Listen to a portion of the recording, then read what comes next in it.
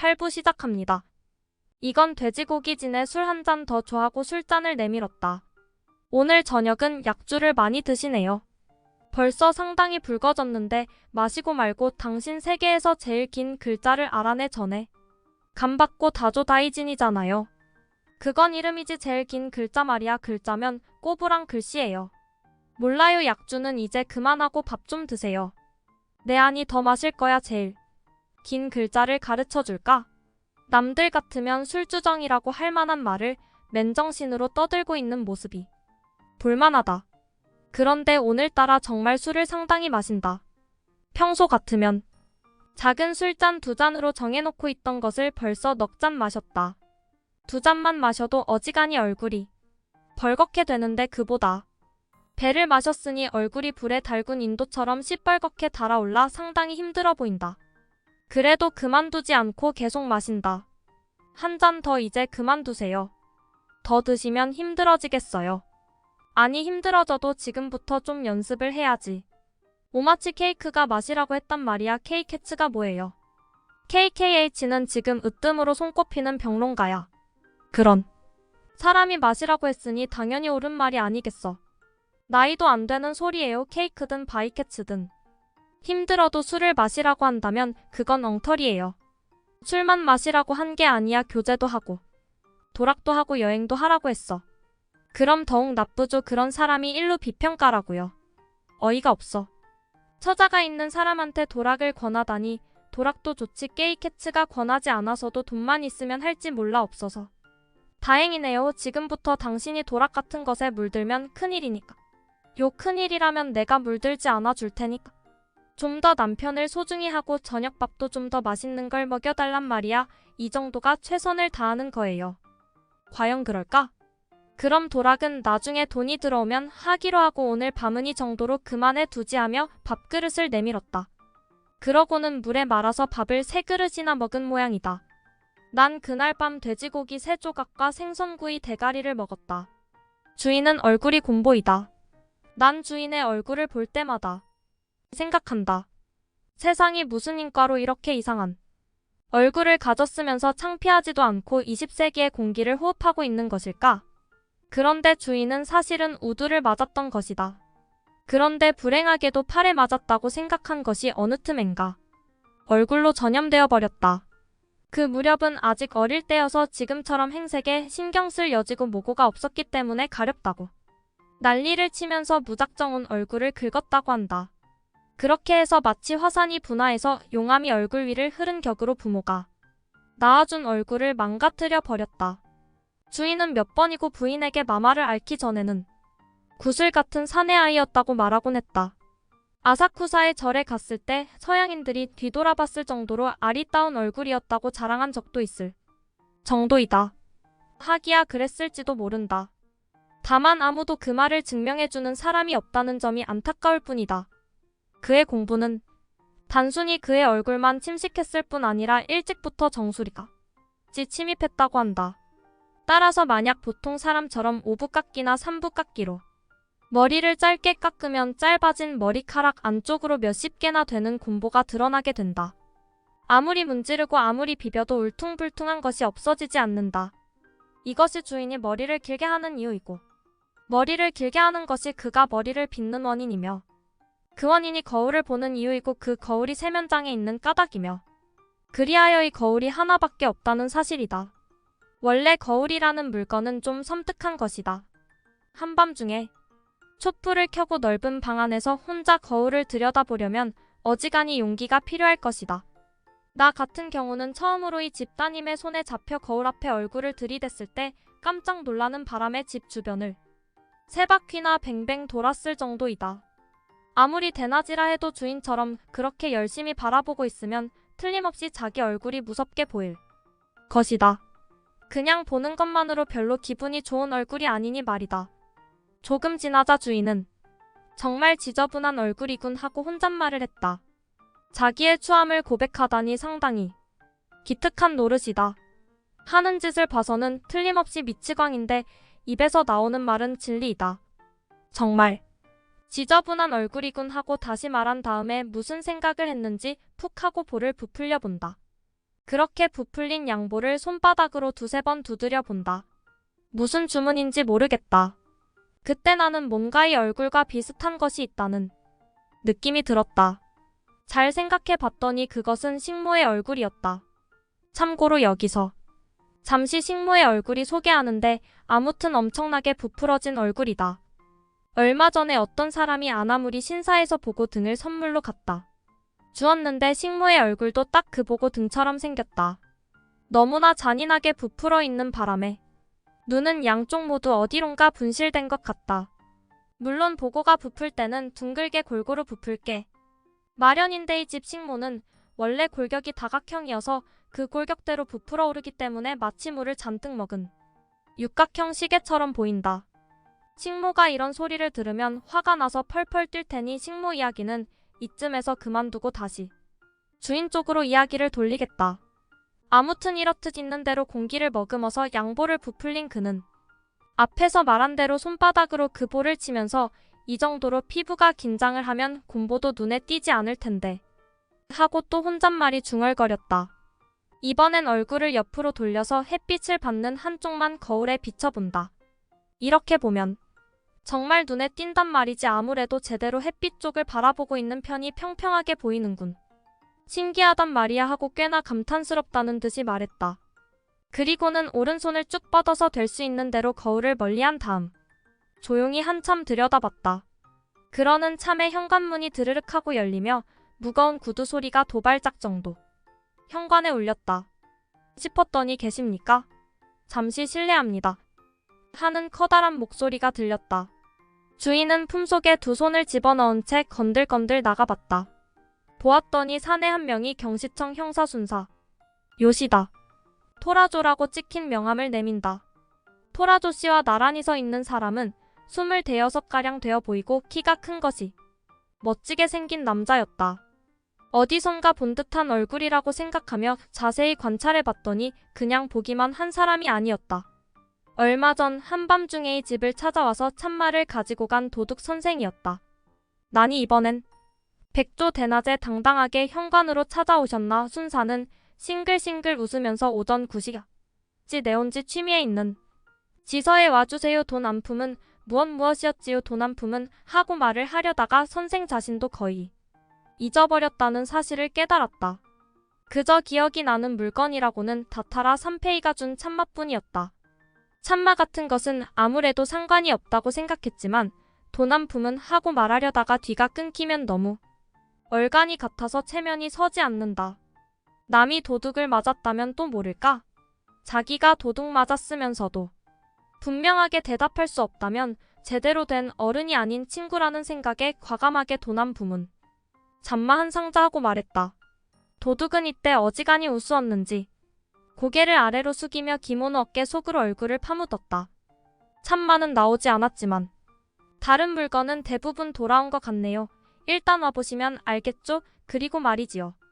돈 한 푼을 건네줄 때 영수증이 필요하니까 도장을 잊지 말고 지참해주세요. 9시까지는 반드시 와야 합니다. 니혼주 취미 지서입니다. 아사쿠사 경찰서 관할래. 니혼주 취미 지서예요. 그럼 안녕히 계십시오 하고 혼자서 떠들고는 돌아가 버렸다. 도둑 선생도 뒤따라서 문을 나섰다. 손을 내밀 수가 없으니 문을 닫지도 못하고 그냥 열어둔 채로 가버렸다. 방송이 하면서도 불만스러웠는지 주인은 입을 대빨 내밀더니 문을 탁 닫아버렸다. 여보 벌써 7시예요. 하고 장점은 너머로 부인이 불렀다. 주인은 잠에서 깨었는지 아직도 자고 있는지 반대편을 바라보고 있을 뿐 대답을 하지 않는다. 대답을 하지 않는 것은이 산이 버릇이다. 어떻게든 입을 벌릴 수밖에 없을 지경에 이르면 할 수 없이 응이라고 한다의 응도 여간에서 나오지 않는다. 난 주인과는 달리 원래 일찍 일어나는 편이라서 이때 벌써 배가 고프기 시작했다. 아무리 그래도 집안 사람들조차 밥상에 앉지 않는 시간에 고향의 신분으로 아침밥을 먹을 수 있을 리가 없다. 하지만 고향이 천박함으로 혹시나 김이 모락모락 나는 국물 냄새가 내 밥그릇에서 맛있게 나고 있진 않을까 하는 생각이 들자 가만히 있을 수 없게 되었다. 더 섭는 것을 더 덥다고 알면서도 기대할 때는 그저 그 기대만 머릿속에 아름답게 그려놓고는 가만히 움직이지 않고 있는 편이 좋다. 하지만 현실적으로는 그렇게 하지 못하고 마음속의 기대와 실제 상황이 맞는지 틀리는지 어떻게든 시험해 보고 싶어진다. 시험해 보면 반드시 실망할 게 뻔한 1조차 마지막 실망을 스스로 사실이라고 받아들일 때까지는 가만히 있을 수가 없는 것이다. 난 참을 수가 없어서 부엌으로 기어들어갔다. 우선 부뚜막 구석에 있는 밥그릇 속을 들여다봤더니 역시 생각대로 어젯밤에 깨끗하게 핥았던 상태 그대로 부엌 창문에서 흘러들어온 초가을 햇빛에 그늘에서 요상한 빛을 내고 있었다. 식모는 이미 갓 지은 밥을 밥통에 옮겨놓고 지금은 아궁에 걸쳐놓은 냄비 속을 휘젓고 있었다. 가면서 주변에는 부글부글 끓다가 흘러나온 밥물이 바닥바닥한 줄기가 되어 말라붙어서 어떤 것은 종이를 붙여놓은 것처럼 보였다. 이미 밥과 국이 다 된 상태이니 내가 먼저 먹어도 되지 않겠느냐고 생각했다. 이럴 때 공연히 눈치를 본다는 것은 쓸데없는 짓이다. 혹시 내 기대대로 일이 되지 않더라도 어차피 손에 볼 곳은 없으니 마음껏 아침밥을 달라고 졸라봐야겠다. 아무리 더보살이를 하는 신세라도 배고픈 것은 어쩔 수 없다. 그렇게 마음을 정한 나는 야옹야옹하고 어리광을 피는 것처럼 호소를 하는 것처럼 혹은 원망을 하는 것처럼 물어봤다. 식모는 도무지 뒤돌아볼 기색이 없다. 태어날 때부터 얼굴이 저 모양이니 인정머리가 없는 것은 일찍부터 알고 있지만 그래도 잘 울어서 어떻게든 동정하게 만드는 것이 이쪽의 솜씨이다. 이번엔 야옹야옹 물어봤다. 그 울음소리는 내가 들어도 비장한 음색을 띠고 있어서 천하의 풍류객으로 하여금 단장의 느낌을 갖게 하는데 부족함이 없다고 믿어졌다. 신무는 여전히 돌아보지 않는다이. 여자는 귀머거리인지도 모른다. 귀머거리가 하녀 일을 할 수 있을 리가 없지만 어쩌면 고양이 울음소리에 대해서만 귀머거릴 수도 있다. 세상에는 생명이라는 것이 있어서 당사자는 완전히 시력을 갖추고 있다고 믿어도 의사가 보면 불구자의 일종이라고 하는데 이 식모는 성명일 것이다. 성맹도 불구자임인 틀림이 없다. 한밤중에 아무리 내가 볼 일이 있으니 열어달라고 해도 문을 열어준 적이 없다. 간혹 나가게 해주었다. 싶으면 이번엔 아무리 해도 들여보내주지 않는다. 여름이라 해도 밤이슬은 몸에 해롭다. 더구나 서리는 말할 나이도 없다. 처마 밑에서 밤을 새며 아침 해가 뜨기를 기다리는 일이 얼마나 괴로운지 절대로 상상하지 못할 것이다. 얼마 전에 이렇게 내쫓김을 당했을 때는 들깨 습격을 받아서 위태로운 상황에 이르렀다가 아슬아슬하게 창고 지붕 위로 뛰어올라가 밤새도록 아들바들 떨고 있었던 적도 있다. 이런 일들은 모두 식모의 인정머리 없으면서 생겨난 불상사이다. 이런 자리 상대로 물어본들 반응이 있을 덕이 없지만 그래도 배고플 때는 하느님도 믿어보고 가난할 때는 사랑 편지도 훔쳐본다고 하니 어지간한 일이라면 할 마음이 생긴다. 야옹야옹하고 세 번째에는 주의를 환기시키기 위해 더욱 복잡한 울음소리를 내봤다. 나로서는 베토벤의 교향곡에 비해도 뒤지지 않는 미묘한 소리라고 확신하고 있는데 식모에게는 아무런 영향도 미치지 못한 모양이다. 국물에 들어간 것도 좀 있는 모양이다. 식모는 그런 일에 신경을 쓸 여자가 아니다. 곧바로 부서진 3개의 석탄 조각을 냄비 밑으로 해서 아궁이 속으로 쑤셔 넣었다. 아무래도 내가 엮어내는 교향곡에는 귀를 기울일 것 같지 않았다. 하는 수 없이 풀이 죽어서 거실 쪽으로 되돌아가려고 목욕탕 옆을 지나다 보니까 그곳에서는 지금 여자의 3명이 세수를 하느라고 북새통을 이루고 있었다. 세수를 한다고 해도 위에 2명이 유치원생이고 세 번째는 언니 꽁무니를 쫓아다닐 수도 없을 정도로 어리니까 제대로 세수를 하고 모양을 갖출 수 있을 리가 없다. 제일 어린아이가 양동이 속에서 젖은 걸레를 꺼내서 그것으로 자꾸만 얼굴을 문지르고 있었다. 걸레로 얼굴이 닦으면 얼마나 지저분할까 싶었지만 지진이 일어나서 흔들릴 때마다 재밌죠? 하고 말하는 아이니까 이 정도 일 가지고는 놀랄 것이 못 된다. 그래도 장녀는 장녀답게 스스로를 언니라고 생각하고 있어서인지 양치하고 있던 그릇을 땡그랑땡땡 소리나게 집어 던지고는 아가야 그건 걸레야 하며 걸레를 빼앗으려 했다. 아가도 상당히 자신만만한 사람이니 언니가 하는 말을 그냥 들을 리가 없었다. 싫단 말이야 응 하고 말하면서 걸레를 도로 잡아 끌었다이라는 말이 어떠한 의미를 가지고 있고 어떤 어원이 있는지 아무도 아는 사람은 없다. 다만 이 아가가 화를 내고 때렸을 때 종종 사용할 뿐이다. 걸레는 이때 언니의 손과 아가의 손에 잡혀 좌우로 잡아당겨지자 물을 먹으면 가운데 부분에서 똑똑 물방울이 떨어져서 곧바로 아가의 발이 젖었다. 발만 젖었다면 참을 수 있겠지만 무릎까지 흠뻑 젖었다. 난 이런 광경을 곁눈으로 보면서 거실에서 주인의 침실까지 와서 이제는 일어났나 하고 몰래 동태를 살펴봤더니 주인의 머리는 어디에도 보이지 않았다.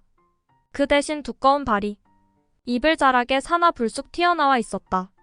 머리를 내놓았다가 또 일어나라고 하면 귀찮다는 생각에 이렇게 이불 속으로 파고들었던 모양이다. 거북이 같은 사내이다. 그러는 차에 서재 청소를 끊는 부인이 다시 빗자루와 먼지떨이를 짊어지고 들어왔다.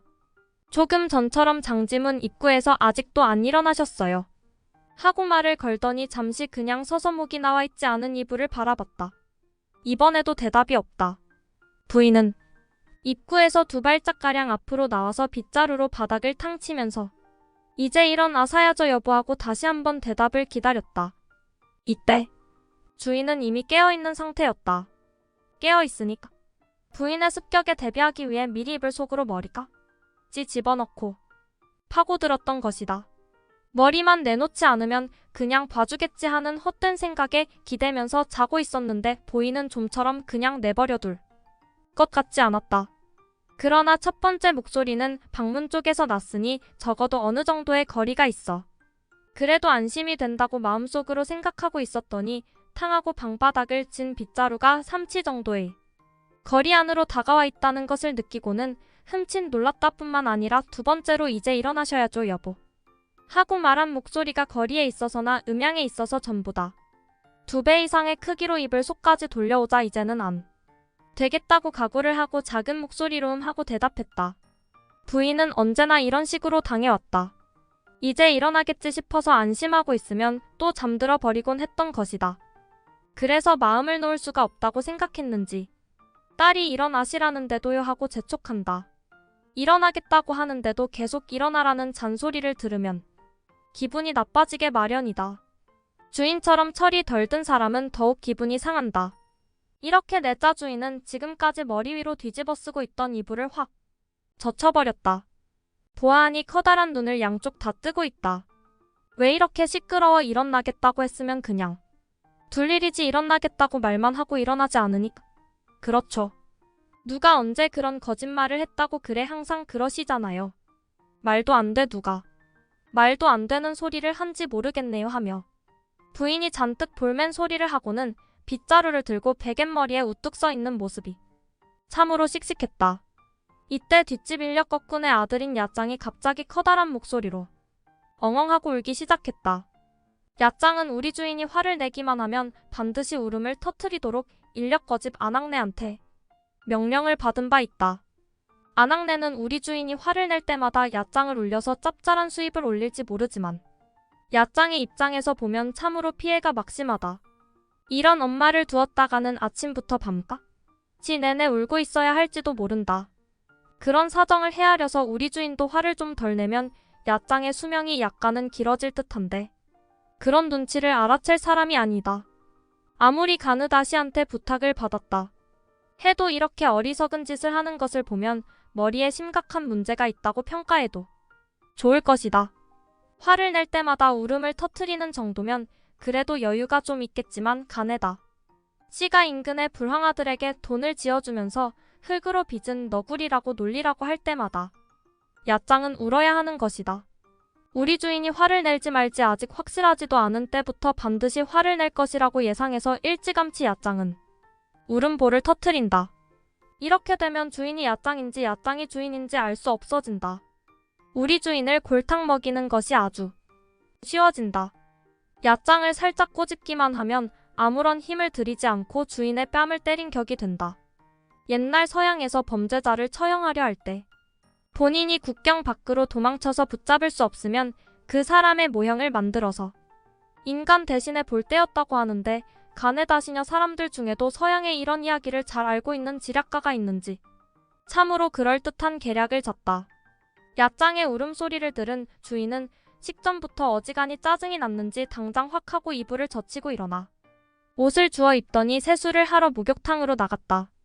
아침 식사를 마친 주인은 양복을 입고 인력거를 타고 니혼주 치미 지서에 출두했다. 주인이 인력거리 타고 현관을 통해 외출한 다음 부인은 여느 때처럼 식사를 마치고는 자 학교에 가야지 늦겠다 하고 재촉했다. 그러나 아이들은 아무렇지도 않게 오늘은 학교가 쉬는 날인데요 하고 준비할 기색을 보이지 않았다. 쉬기는 어디 가신다고 그러니 빨리 준비해. 그치만 어제 선생님이 쉬는 날이라고 말씀하셨단 말이에요 하고 언니는 좀처럼 움직이려 하지 않았다. 부인도 이런 말이 듣고는 좀 이상하다 싶었는지 찬장에서 달력을 꺼내 펼쳐보니까 붉은 글씨로 휴일이라고 나와 있었다.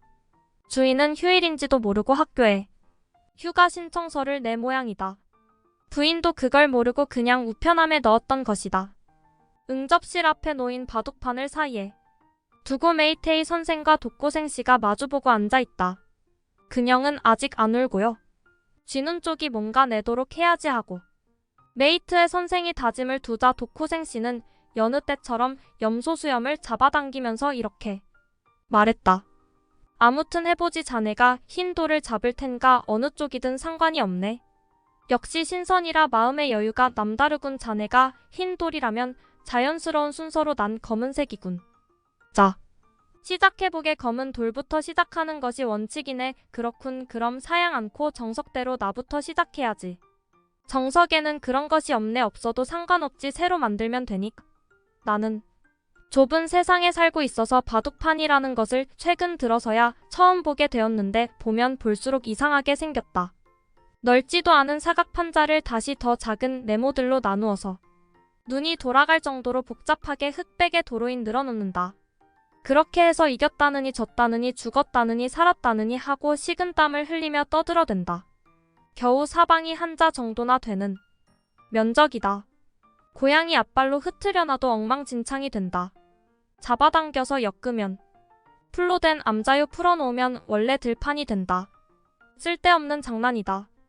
여기까지 8부 내용이었습니다. 구독과 좋아요는 다음 영상을 만드는 큰 에너지가 됩니다.